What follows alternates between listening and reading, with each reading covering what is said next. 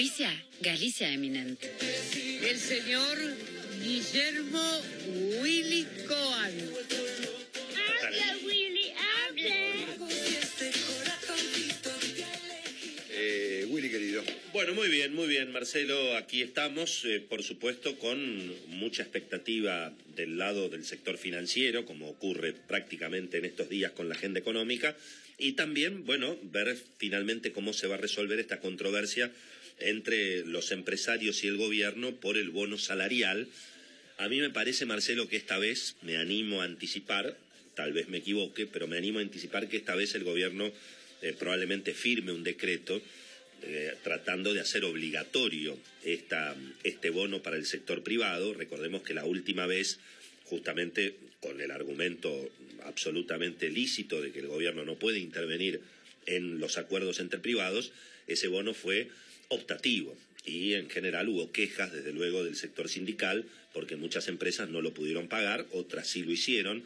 Hay muchas empresas que acuerdan con sus trabajadores compensaciones y claro, si la compensación se hace obligatoria, también pierde cierto valor, porque en alguna medida el empresario que puede dar ese plus, o incluso más de lo que se está discutiendo, y bueno, eso tiene que ver también con una forma de generar mayores compromisos dentro de la propia organización, establecer mejores relaciones entre los trabajadores, obviamente, y la patronal. Ahora, si la cuestión es obligatoria, y bueno, se pierde naturalmente el incentivo de uno y de otro lado. Pero me parece que, dado el momento político que está atravesando el gobierno, con todas las presiones que hay, y sobre todo lo que ocurrió naturalmente en las PASO, mirando al mismo tiempo también la campaña electoral, me parece que esta vez el bono va a tratar de que sea obligatorio. Algo dijo ayer Dante Sica, en el sentido de que se iba a esperar el dato de la inflación precisamente de agosto para, en todo caso, definir el monto de ese bono obligatorio. Tal vez no es obligatorio por 5.000 pesos, tal vez es obligatorio por el 50% y el otro a conversar. Así que veremos finalmente cómo sale el decreto del gobierno. Es importante desde el punto de vista jurídico lo que nos aclaró Daniel Funes de Rioja, el vicepresidente de la UIA, en el sentido de que, bueno, si no existe una ley de emergencia económica, veremos cuál es el marco jurídico para que efectivamente se cumpla, y especialmente en las empresas que no tienen caja, porque todo esto se da, Marcelo, en un momento donde el gobierno, precisamente para frenar la corrida al dólar, y en alguna medida atrapó los pesos, y atrapó especialmente los pesos de las grandes empresas y de los grandes inversores. El mercado, te diría, Marcelo, sigue moviéndose en el marco del control de cambios, el dólar regulado prácticamente sin cambios. Ayer siguió moviéndose entre 56 el mayorista y 58 el minorista, 58,5 en algún home banking, pero lo que empezó a despegarse es la brecha cambiaria. Mira. Ayer apareció una brecha cambiaria entre 10 y 15%.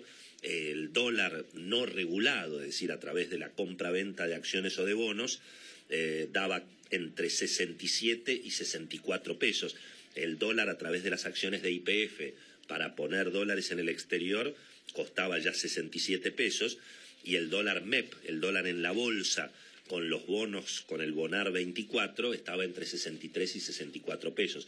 Hay quienes dicen que el gobierno, a través de la banca oficial, a través del ANSES, está interviniendo para abaratar un poquito el precio del Bonar 24 y eventualmente que esa brecha cambiaria entre el dólar libre y el dólar regulado no suba tanto. Ayer ya llegaba casi a 15%. ¿Cuál es aquí el problema, Marcelo? Obviamente el contado con liquidación o el dólar bolsa de ninguna manera afectan las reservas, porque ahí los dólares van entre privados. El que pone los dólares es el que compra el bono en dólares o el que compra la acción en dólares.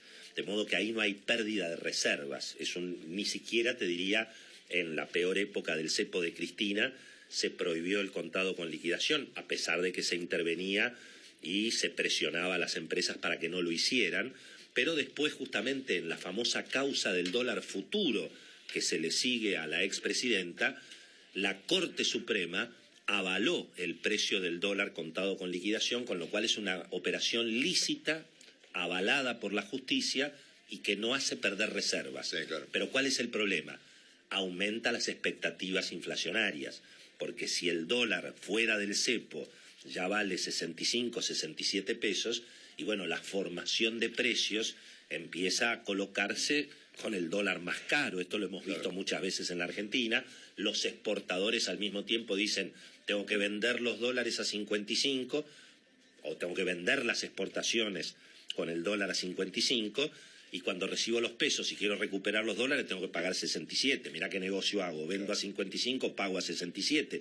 Todo eso evidentemente traba las expectativas y además alimenta estas operaciones que un poco en chiste a la mañana contábamos del rulo, de dame $10.000, con eso hago 580.000 pesos, después lo convierto a 640, claro, pero todo eso le va quitando dólares a las reservas, esas operaciones minoristas de $10.000, aparecen los DNI, aparecen los coleros, y bueno, todo eso son 10.000, que se le va quitando un poquito a las reservas. La pérdida de reservas bajó mucho, eso es un gran alivio, se ha confirmado que prácticamente frenaron los retiros de depósitos de los bancos, pero las reservas ayer y prácticamente cayeron unos 268 millones de dólares, 100 millones menos que el lunes. Se va viendo que la pérdida de reservas, que el goteo es menor, pero aún se mantiene. Y bueno, ese es el escenario en el que el gobierno va a tener que ir midiendo. Todo indica, como lo contamos hoy en una nota que me publican los amigos del cronista, que el peligro de la corrida se ha trasladado ya eventualmente a después del 27. Parecería que hasta el 27 de octubre, hasta la primera vuelta, el peligro de la corrida y del vaciamiento de reservas efectivamente está controlado por el control de cambios, pero los problemas obviamente no están resueltos. Pensá, Marcelo, que tenés un dólar regulado prácticamente fijo en 56 pesos el mayorista, pero los precios avanzan al 4% mensual, al 5% mensual con la inflación que se viene.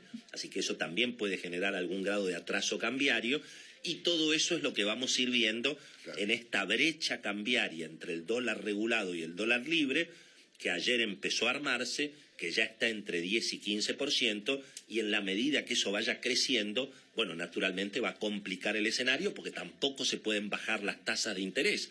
Si la expectativa de la devaluación aumenta, no se pueden bajar las tasas, eso retroalimenta la famosa bola de nieve de las LELIQ, y bueno, ese es el gran interrogante, Marcelo, que en todo caso quedará para después de las elecciones. Muchas gracias, Willy. Auspició Galicia Eminent.